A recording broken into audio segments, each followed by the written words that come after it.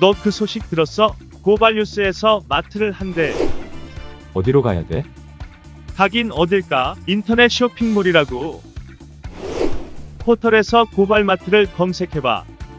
어마어마하게 많은 제품들이 은하계 최저가로 공급되고 있어.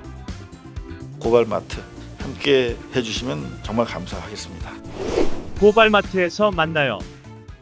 고발뉴스에 이어 뉴스타파도 20일 윤석열 검찰총장이 서울중앙지검장 시절 홍석현 중앙홀딩스 회장과 심야에 폭탄주 향응을 받았다는 의혹을 제기했지만 대다수 언론들의 반응은 전무하다. 고발뉴스와 뉴스타파 보도 이후 다음날 오전 윤석열, 조선일보 방상훈 이어 중앙일보 홍석현과도 심야회동, 충격이란 제목의 굿모닝 충청 기사가 신문으로서는 유일하다.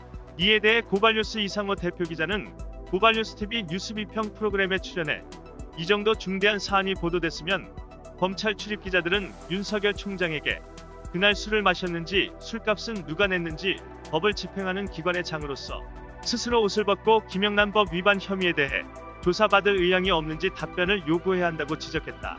이어 그는 윤석열 총장 얼굴에 들이운 먹구름이란 제목의 아시아경제신문의 포토뉴스를 언급하고는 이건 말고 대한민국 언론은 여전히 질문을 잇고 의미 있는 기사를 생산해내지 않고 있다고 꼬집었다.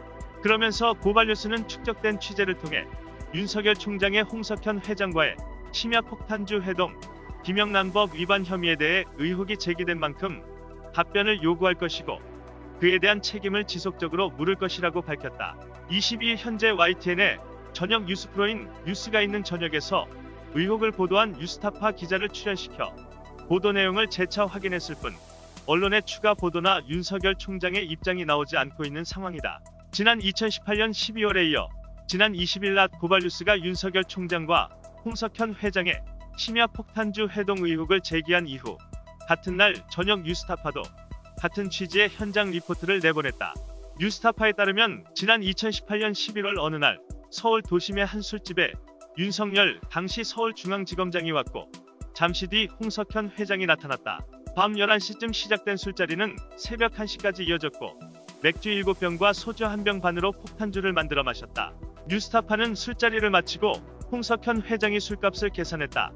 안주로 먹은 파전과 맥주, 소주 값으로 7만원 정도가 나왔는데 홍 회장은 직접 지갑을 꺼내 기분이 좋아서 그런다며 현금 20만원을 줬다고 한다고 보도했다.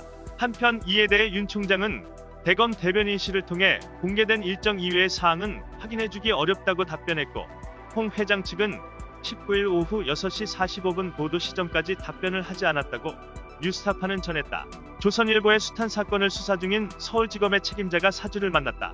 역시 많은 사건이 진행 중인 와중에 윤석열 검사장이 중앙일보 홍석현 회장을 만났다는 의혹이 제기됐음에도 후속 취재나 조치가 이뤄지지 않는 나라.